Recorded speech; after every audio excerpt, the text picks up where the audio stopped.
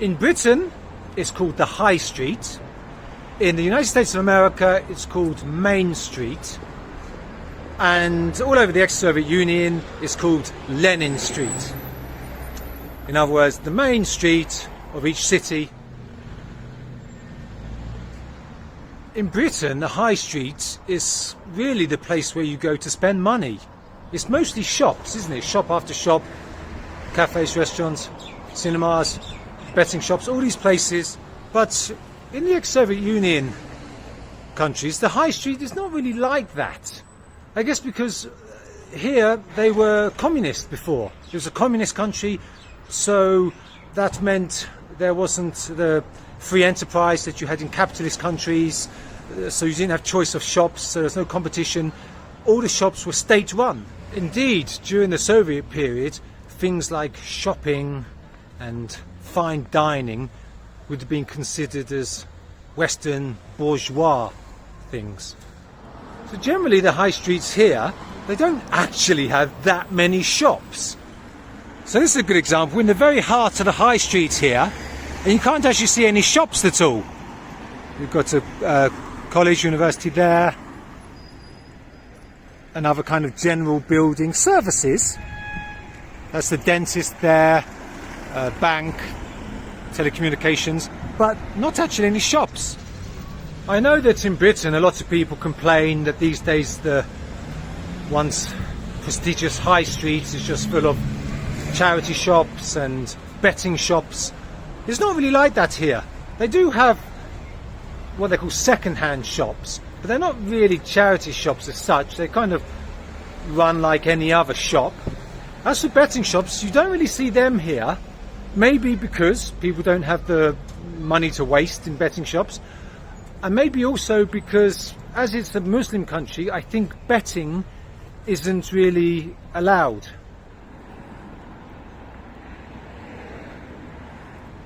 Unlike in the West, people didn't and still don't really have what we call a disposable income, where you've got some money where you just kind of be frivolous with. In this part of the world, a lot of people don't have spare money at the end of the month, so I guess you don't need as many commercial outlets.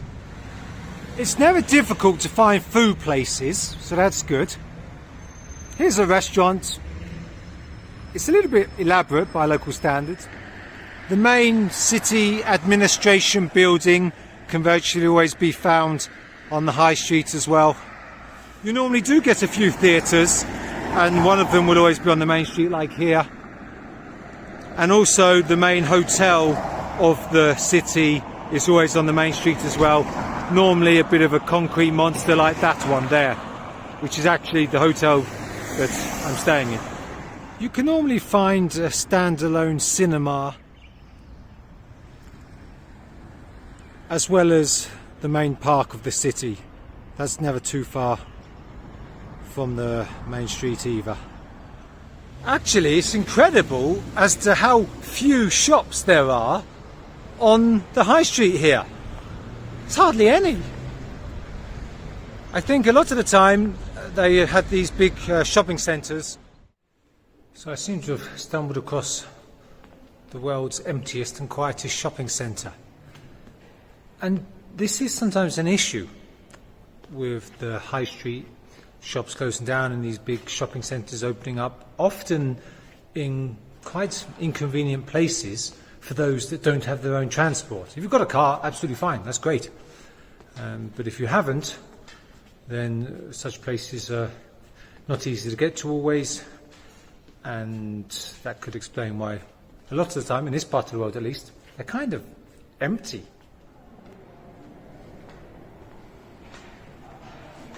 Oh, I think I spot a fellow shopper up there. Or was it an illusion?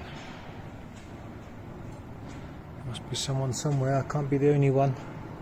Ah, cool, fellow shopper's coming. Look at that tasty looking cake there.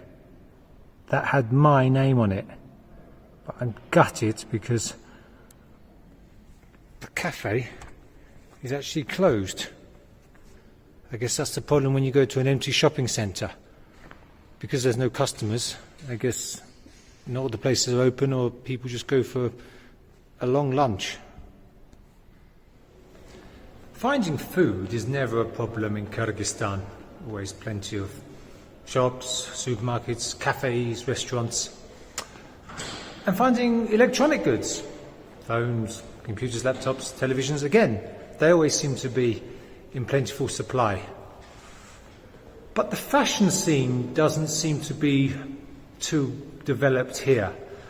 It's a bit difficult to find good clothes, and in my case now I'm looking for a pair of good quality shoes. Well, don't have to be good quality, but okay. There doesn't seem to be much competition. Basically just shoes from Turkey and that's it. And I've been inspecting them and they're not always very well made. So I suggest maybe if you're into fashion, then Kyrgyzstan, and let's be honest, probably Central Asia, might not satisfy your needs. But for everything else, you should find whatever you want here. That's a bit of luck. Look, on the shopping centre, outside, out the back, they've got a wonderful piece of Soviet art there, huge mosaic. Didn't expect to find that. Out of place, but most welcome nonetheless. And in fact, my beady little eye has spotted what looks like a similar one over there as well. Wow, I think this one's even better.